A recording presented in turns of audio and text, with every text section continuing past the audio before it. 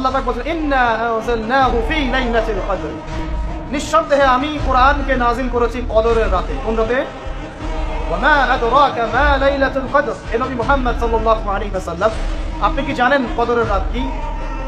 লাইলাতুল কদরি খায়রুম মিন আলফি শাহর। আল্লাহ পাক বলেন কদরের রাত হচ্ছে হাজার মাসের চাইতে উত্তম। সুবহানাল্লাহ।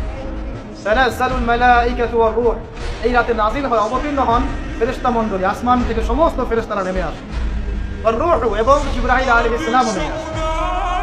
তানাজ্জালুল মালাঈকাতু ওয়ার রূহ ফিহা বিইذনি রাব্বিহিম মিন কুল্লি আমর, এই রাতে আল্লাহ পাক তাকদীরের ফয়সালা করেন প্রত্যেকটা বিষয়ে। সালামুন হিয়া হাত্তা মাতলাইল ফজর, এবং ফজর পর্যন্ত এই রাতে শান্তি বিরাজ করে। শান্তি শান্তি আর শান্তি। সুবহানাল্লাহ। এই রাতে যে ইবাদত করবে হাজার মাস ইবাদত করার নাকি পাবে। কেন এই রাতটা কেন ইম্পর্টেন্ট? একটাই কারণ, এই রাতে আল্লাহ পাক কোরআন নাযিল করেছেন। কি নাযিল করেছেন? কোরআন। এখন আসেন একটু মনোযোগ ধরে রাখেন। আল্লাহ পাক কোরআন নাযিল করেছেন লাইলাতুল কদরে। আর লাইলাতুল কদর কোন মাসে? শাবানে, রজবে না রমজানে? আবার বলছি, আল্লাহ বলছেন আমি কোরআন নাযিল করেছি লাইলাতুল কদরে।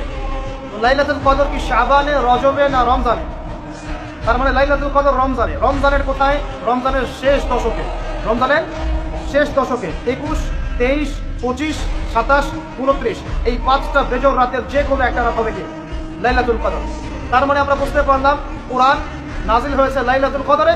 লাইলাতুল কদর হচ্ছে রমজান মাসে, অর্থাৎ কোরআন নাজিল হয়েছে রমজান মাসে। ঠিক আল্লাহ পাক সূরা বাকারায় বলছেন শাহরু রমাদানাল্লাযী উনজিলা ফীহিল কুরআন।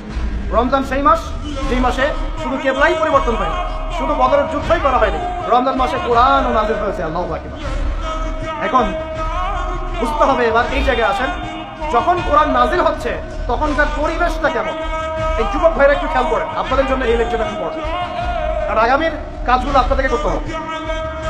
রমজান মাসে কোরআন নাজিল হয়েছে, এখন দেখবো আমরা কোরআন কোন প্রেক্ষাপটে নাজিল হয়েছে, কেন নাজিল হলো, কোরআন নাজিল হওয়ার কি প্রয়োজন ছিল বিশ্বে। কোরআন নাজিল হয়েছে এমন একটা সমাজে, যে সমাজটাকে আমরা বলি আইয়ামে জাহিলিয়া। কি বলি ভাই? কোথায় নাজিল হয়েছে? হিরা গুহায়। কার উপর নাজিল হয়েছে? মুহাম্মদুর রাসূলুল্লাহ সাল্লাল্লাহু আলাইহি ওয়াসাল্লামের উপরে। কখন, কিভাবে, কোন প্রেক্ষাপটে? প্রেক্ষাপটটা এমন ছিল, ওই সমাজটা ছিল আবু জেহেলের শাসন। কার শাসন? আবু জেহেল।